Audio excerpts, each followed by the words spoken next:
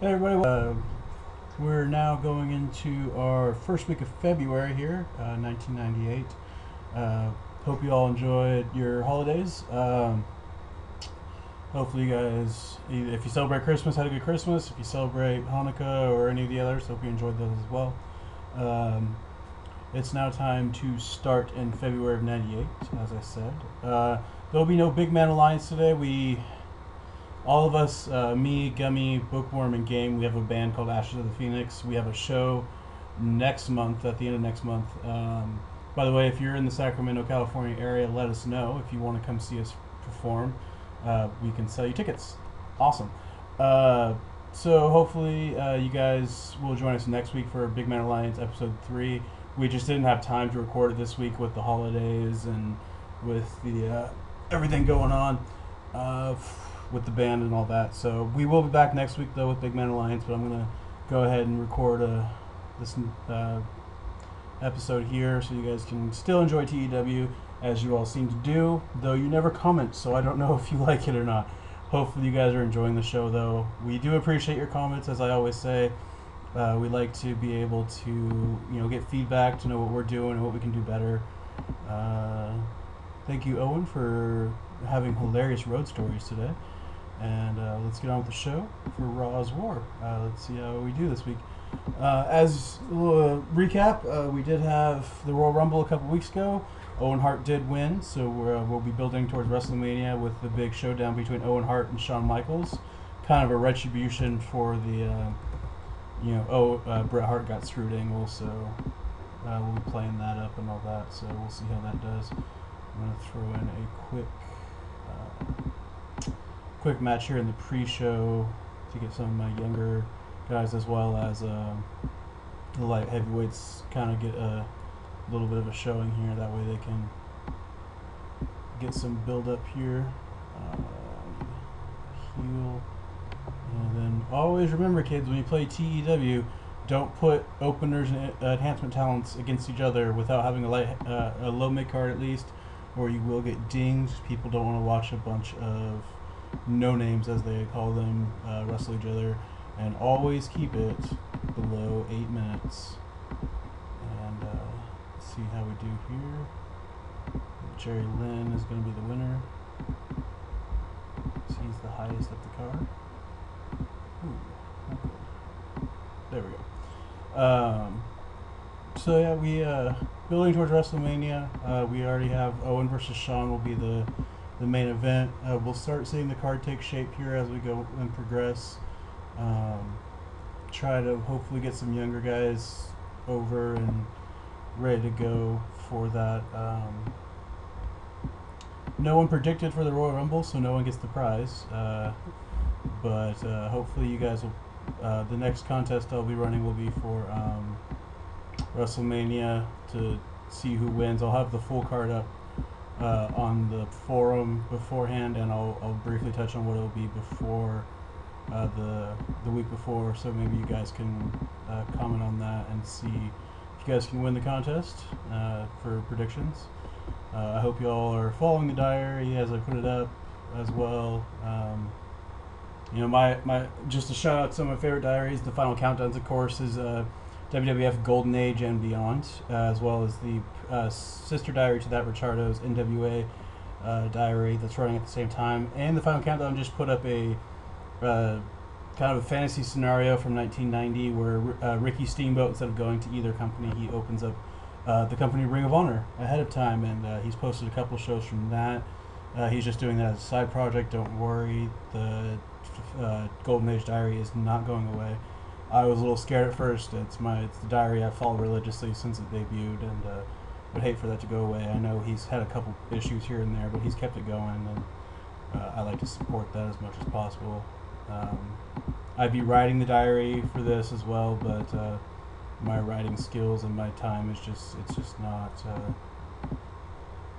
I just don't have the time really with everything going on. It just doesn't fit for me.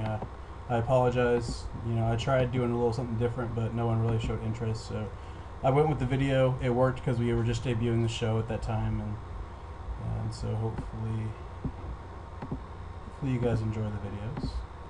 You do seem to tune in every week. I would love for you guys to be able to tune into the rest of our videos that we put up.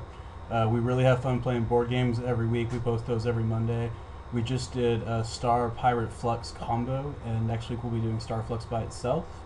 And the week after that, we'll either be doing Dungeon, which I'm getting, I believe, tomorrow in the mail, or Small World. I have both. I think I'm going to do Dungeon first, just because it'll be the first one we do that's not actually done by Tabletop, which I've noticed a trend with the games we've been playing. It's because, I watch Tabletop, oh, that game looks cool, let's play it on our show. But Dungeon, I think, will actually beat them to the punch, and so I'm excited about that. I do like the game from what it looks like. I haven't got a chance to play it yet, but I'll check it out by myself tomorrow and then bring it to the guys on Sunday, and we'll see how that goes. And hopefully you guys will enjoy that video. So this again is an angle I'm doing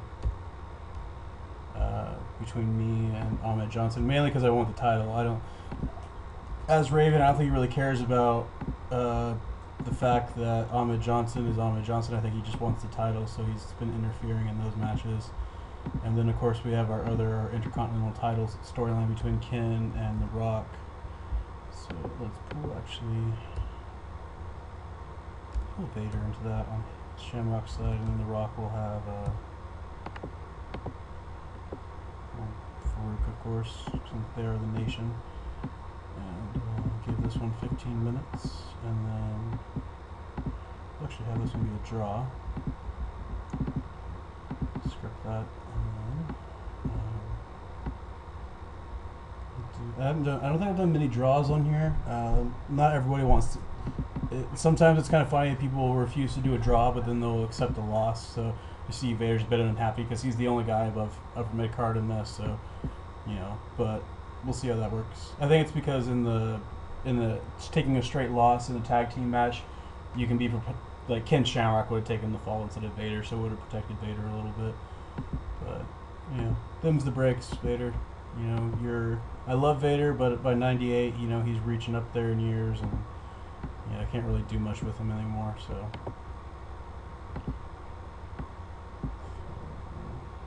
actually, what we'll do here, myself versus Austin.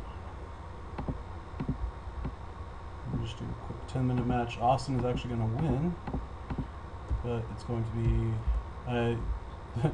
all the matches we're involved in as Raven and my flock seem to end this way, but it works out in the end. Steve Austin's going to win by DQ after Kane run-ins and attacks him, and then we'll do an angle right after that. Post match. There's not what I want, so we'll do this.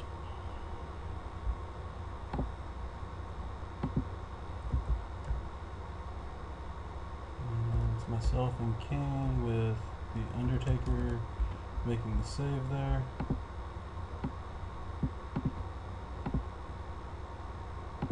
I don't really know why these are scripted or not, just because they really have nothing to do with no one talking really, so oh, that's why. So we'll actually stay scripted and Steve Austin won't be. And then time for our main event, and that will conclude the show. People say I do kind of long main events. I just prefer that way. I think, giving people a good show at the end of the night is always a good thing, so why not? And of course I keep trying to go to Triple H, but of course he's injured. I'm going to put Jeff Jarrett in this, don't worry. I'm still going to put Jeff Jarrett and Goldust together in a tag team, but I have needs for him tonight in this, and in fact he'll actually help them win. And Mankind will actually take the fall, that way Owen doesn't. And then